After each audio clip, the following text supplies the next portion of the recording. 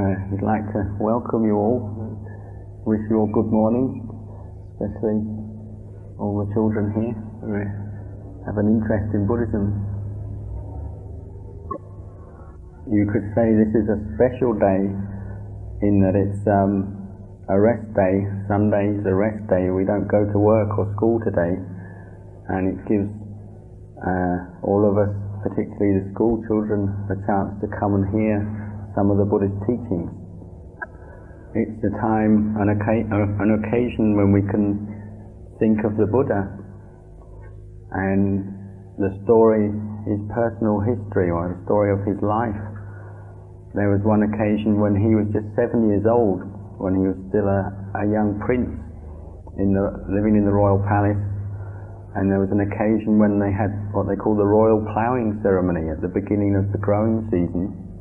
He went off with his father out into the fields where they performed this ceremony at the beginning of the growing season. But during the ceremony, the little Buddha-to-be, what they call the Bodhisattva, he was just 7 years old, so he didn't really want to take part in the ceremony. He went off and sat under a tree and started quite naturally, just sat down quietly, started to meditate, and his mind became very, very peaceful.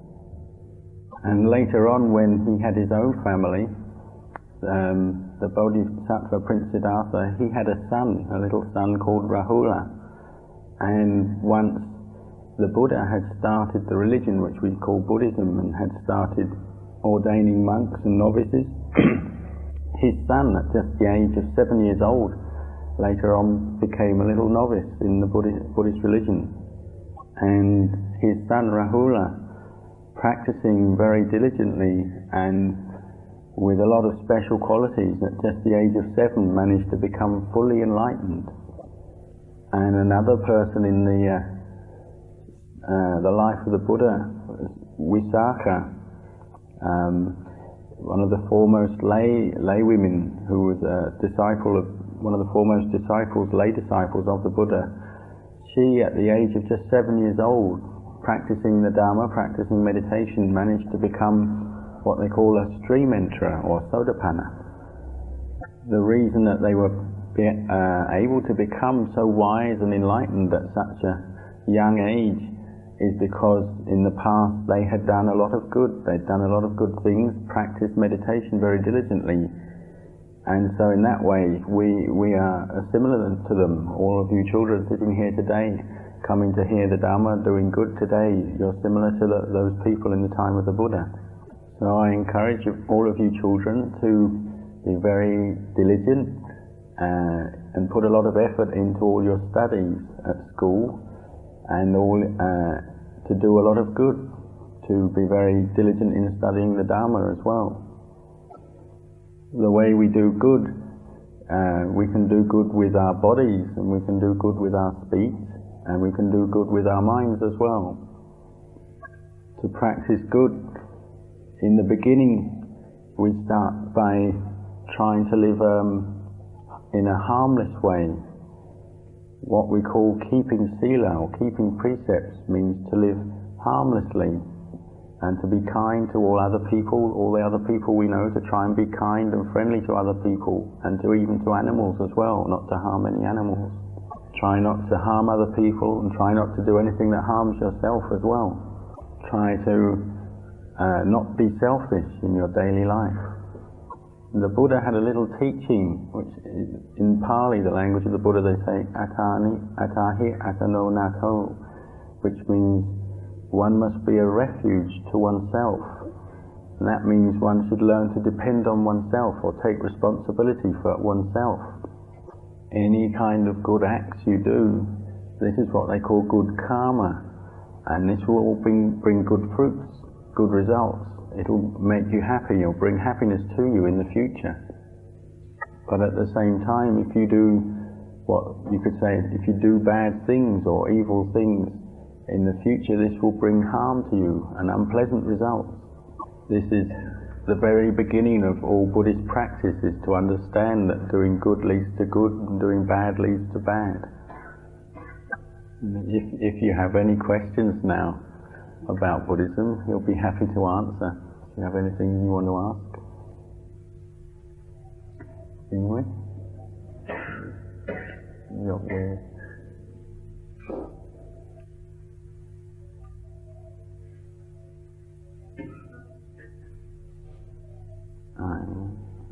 เข้าใจไหมครับ Do you understand what he was saying just now? Do you understand? ยังไม่ ตอนนี้คืออะไรถาม He asked, how do you understand? If somebody says, do good, what do you understand by doing good? What do you understand good to be?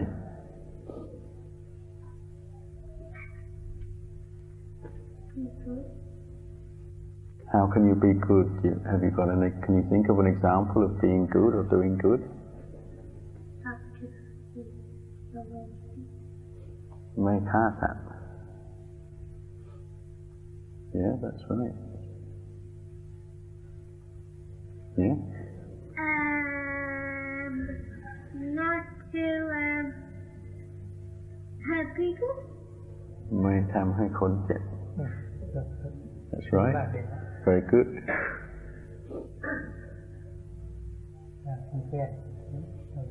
Anyone else can think of what doing good means?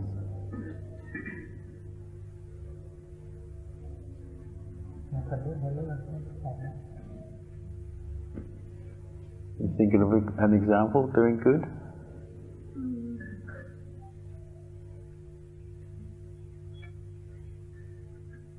Not stealing? ไม่ลักขโมย Okay. Yeah, very good. Yeah. Think of an example. Not to drink alcohol? Or ไว้กินเหล้า Very good. พูดมากเลย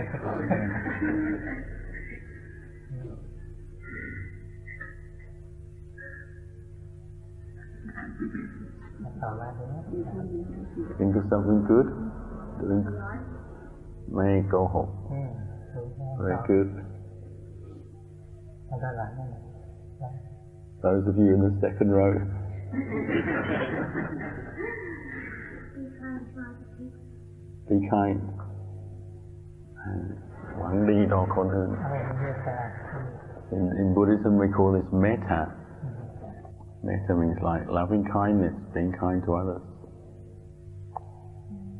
Be kind to others. เมตตาสัตว์ด้วย ใช่เมตตาทั้งสัตว์ทุกคนนะ Both people and animals, yeah. Not to get overexcited. อ๋อไม่ให้ตื่นเต้นเกินไป การทำจิตให้สงบ Right. Try and make your mind calm and steady. ให้ทำจิตให้สงบทำยังไงล่ะให้ตื่นเต้น How would you stop yourself getting overexcited here?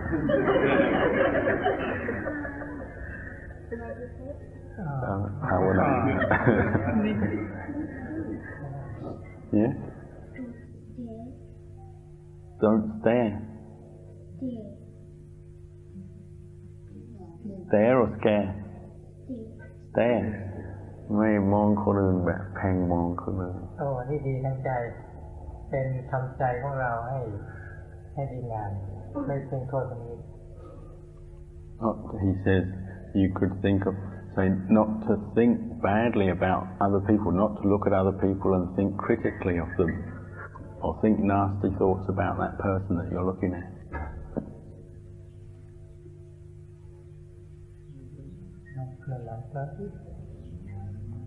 Think of anything good? Not to tease. ไม่ล้อเล่นคนอื่นไม่ล้อเล่น โอ้ดี That's good, yeah. ไม่ทำอะไรที่ไม่ดีต่อคนอื่น มันจะเป็นทั้งศีลเป็นทั้งปัญญาในจิตใจ Is that not to do bad to other people with your body or with your speech? That's what we call Sila, or like morality. but with your mind not to think badly of other people. That's what we call wisdom, panya.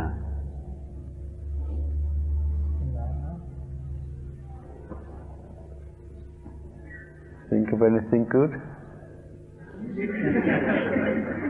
Friends have said all of them.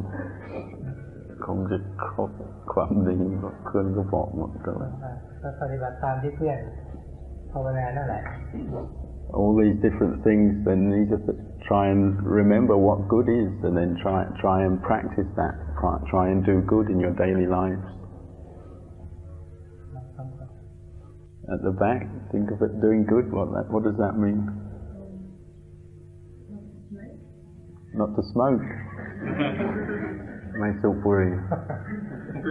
Very good. You have good health then. Right at the back there. Think of anything? He says, practicing these things we call the 5 precepts. The first precept is to not harm, not to kill other beings, other people, other animals, or to harm other people, other animals. He says if you keep that rule, then you should also practice metta, practice being kind. It has, a positive aspect to it. Be kind to other people, other creatures, other animals. If you don't drink or take drugs or smoke, it will mean your intelligence won't be impaired, and it will mean you'll be able to study well. You'll get good results from all your studies. If you drink or take drugs, what it does is it destroys brain cells, destroys your intelligence, so it becomes harder to learn. If you drink or take drugs, it's as if you don't really love yourself, because what you're doing is destroying your own good qualities, you're destroying your own intelligence, so it's as if you don't really love yourself. And if you don't love yourself, you don't look after yourself, take responsibility for yourself, then very soon you'll probably start to get ill in some way, and then you have to go and see a doctor, and so you have to start depending on doctors and other people to help you. The Buddha, when he was a child, he was just like us. He had to start thinking about what is good and what is bad in life, and then trying to do a lot of good in his life, just the same as us. But the Buddha himself, he can't actually do good for us. What we have to do is listen to these teachings, think about them, take them away, and then try to follow them in your daily life. Think about what is good and then try to do good in your daily life.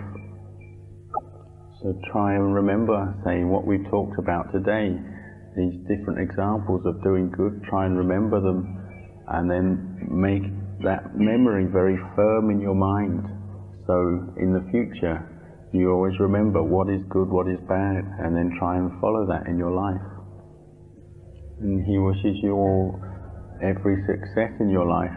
He hopes you all have very peaceful and happy lives, and that your minds are very clear and bright.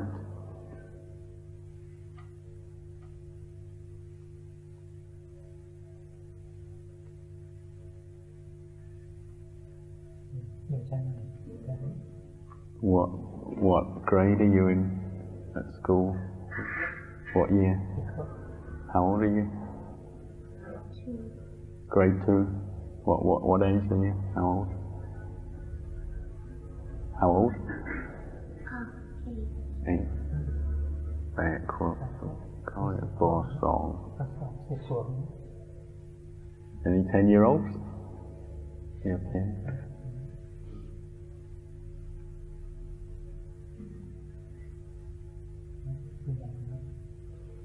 Okay.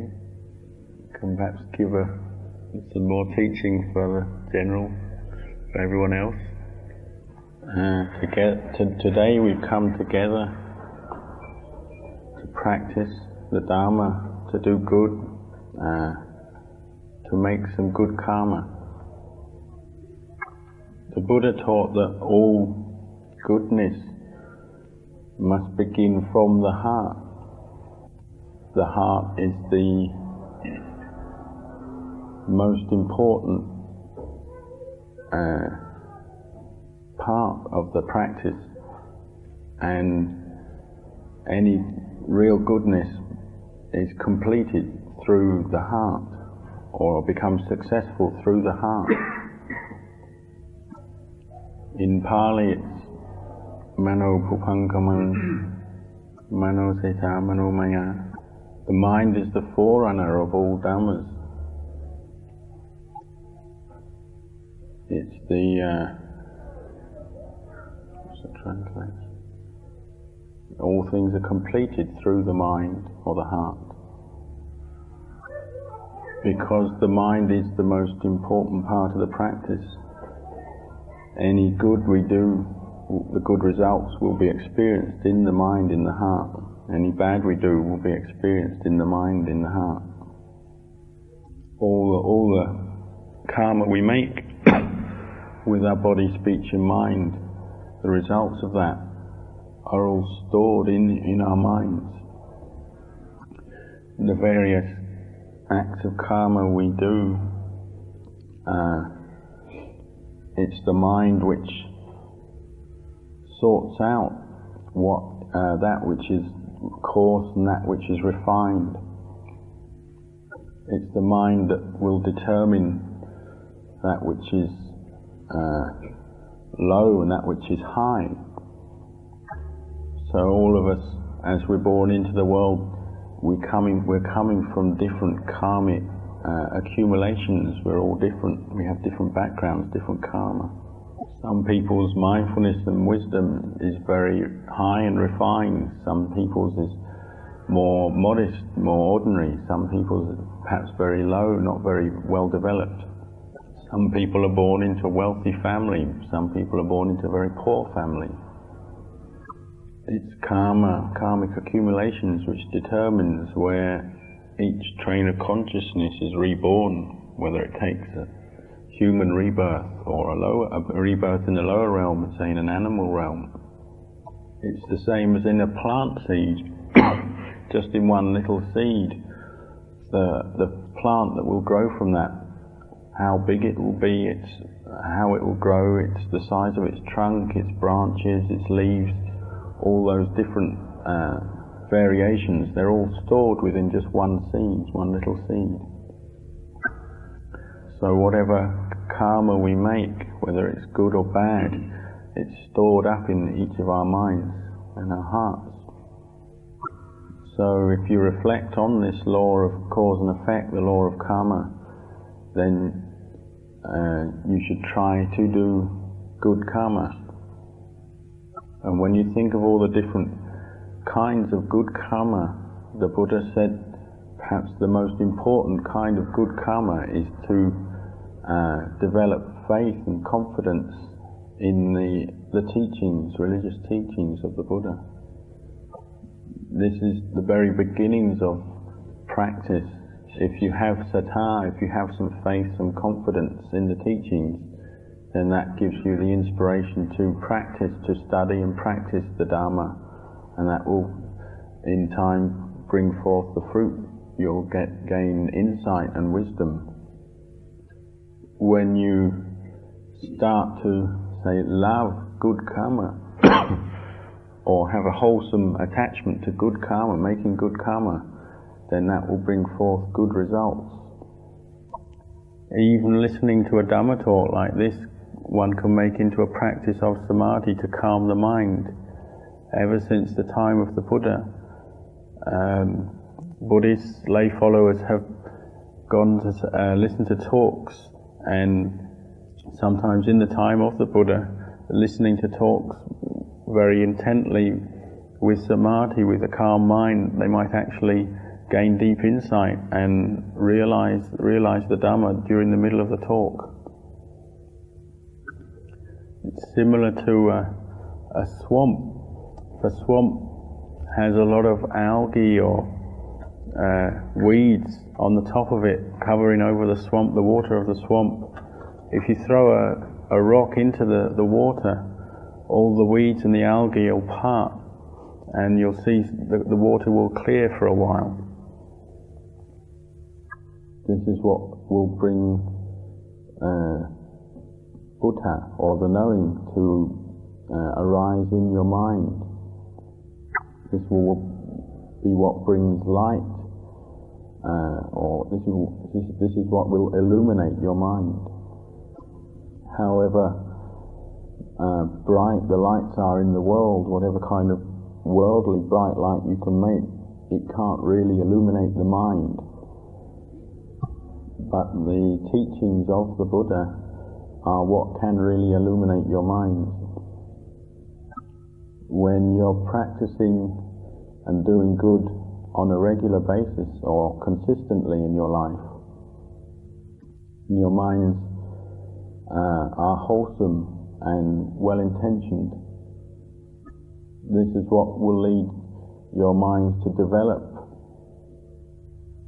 and this is what forms the pathway which leads to a peaceful mind, and it's the way which leads to complete liberation, or getting completely beyond all forms of karma, and ultimately to go completely beyond all forms of good and evil, to go beyond happiness and suffering. As long as one is making unwholesome karma, then one has to reap the results of that, and this is what brings suffering to us. So use your mindfulness and wisdom, use your intelligence to reflect on this law of karma, the law of cause and effect. So even young children, like the ones who are here today, they can see that something like smoking or drinking can be harmful to us. Even something like that, just the Dhamma that a small child can understand, if one really contemplates it deeply, it can be a source of wisdom and insight to us. Or any number of different experiences we have in daily life, the things we see and hear, for instance, can bring wisdom to us. You must bring them into your mind, your heart and mind, and contemplate them. And this is what will give rise to insight. This is what will help the mind to develop, or this is what will cultivate the mind. Because the Dhamma is something that's complete within itself. And this law of karma is something that exists. So whether anybody else sees us doing something bad, say, whether anyone else is aware of it or not, it's still bad. It's still something that's going to be stored up in our minds and will bring results to us at some point. And any form of bad karma will have to bring at some point in the future some kind of painful, unpleasant result. And if you practice meditation, you'll see this process of cause and effect very, very quickly. Any bad or unwholesome actions you've done will start to come up and bother the mind, and it will make it difficult for you to become peaceful in meditation.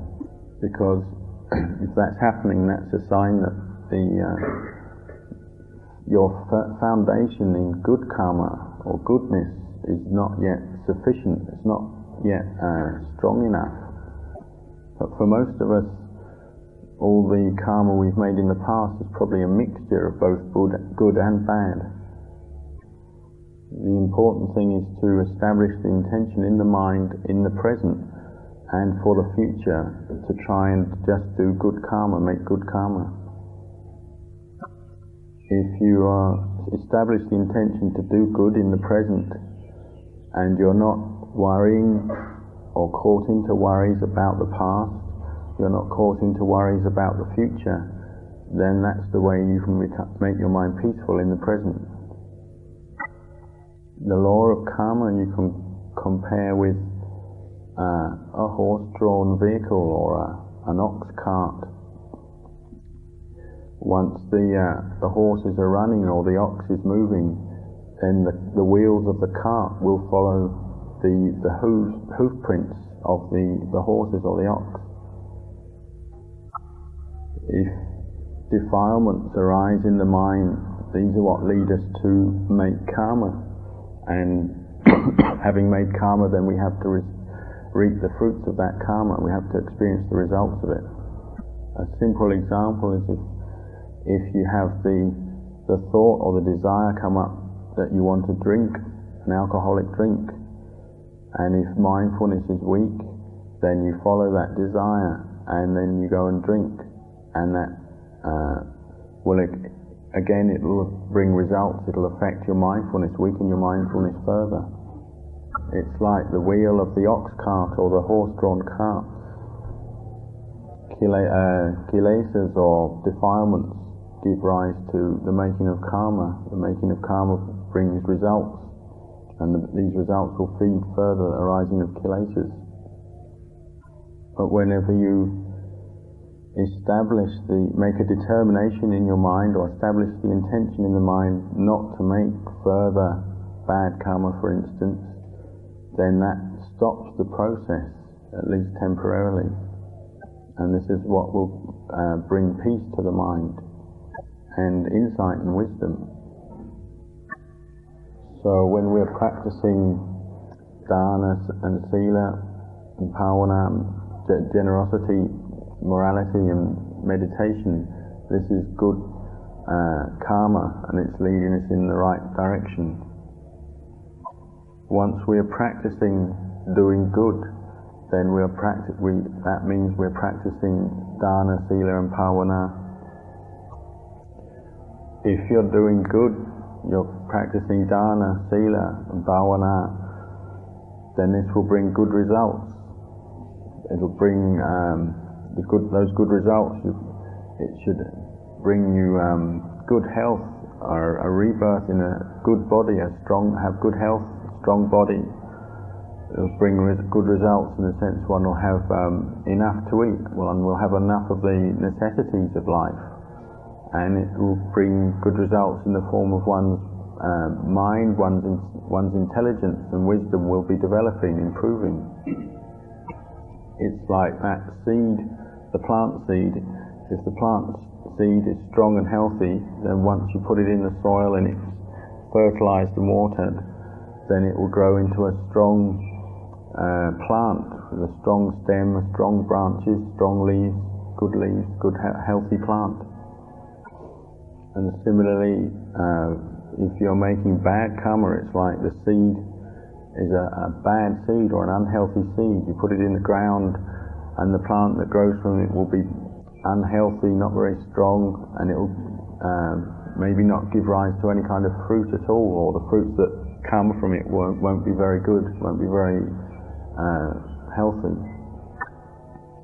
The Buddha said that we've been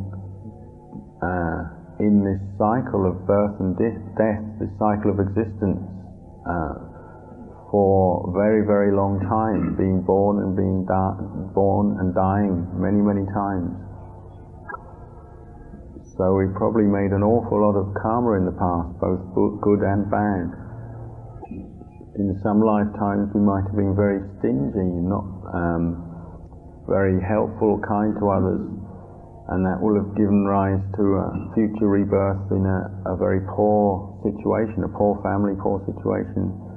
Other lifetimes we might have been very generous and helpful, and that will have given rise in a future lifetime to rebirth in a wealthy family, or a good situation where one has a lot of money and material objects, material wealth. But even so, these are still material wealth is something external, it's something on the outside. Even if you have an awful lot of material wealth, if you still have wrong view or wrong understanding in your mind, then you can still have an awful lot of suffering in life, because material objects, external material objects, aren't what can bring true peace or true satisfaction to the mind. Like the Buddha's teaching, that nati danha samanati, there's no river as long as the river of craving. If you have right view, it means that you see what suffering is, you see what the cause of suffering is, you see the end of suffering, and you see the way of practice that leads to the end of suffering. Even if you had a a pile of gold the size of this entire world. It's not actually possible that pile of gold is not what will make the mind peaceful. And actually to have a lot of material wealth, if you have wrong view, then that material wealth can actually become a source of suffering in itself, because you become very jealous of it, you guard it jealously and very possessive of it. But if you practice giving up and letting go, if you practice generosity, Sila, meditation, letting go of the sense of self, this is what will bring true peace and will truly illuminate the mind, make the mind bright and shining. So I encourage all of you to do good karma, to think about this and do good karma and try to refrain from doing bad karma. And this is what will help your minds to develop and will lead you in the direction that will lead to peace of mind. It's even possible if you're practicing and you're contemplating the bad karma, the bad things you said, done and thought in the past, and you see the harm that's caused you, and then in the present you make the intention to refrain from doing such karma again, and one has very strong insight and one lets go of the sense of self in the present, that can even lead to what they call the making of ahosi karma. Is like say you recognize in your mind that you've harmed other people, harmed yourself, harmed other people in the past in some way through body, speech or mind. One recognizes that, sees very clearly, and then one establishes the intention very firmly, very clearly in the mind that one won't do that again, and that any harm that other people have done to one as well, through body, speech or mind, one doesn't seek revenge for that act that somebody has harmed oneself in the past. This is what we call making a ahosi karma. It's like putting an end to karmic tendencies, the cycle of karma where one has been harmed by others and one wants to harm that person, or one has harmed others and then that person seeks some kind of revenge or karmic retribution with us. It puts an end to that cycle if one sees it very clearly. So the practice of sila, dana, sila, and meditation is actually something that you could say miraculous. These teachings, this path that the Buddha gave to us is something that's miraculous, because it is what affects karma, and it can it's the most powerful, the highest form of karma, good karma. And if you keep developing the path, practicing dana, sila, bhavana, then you'll actually come to meet the Buddha within your own heart.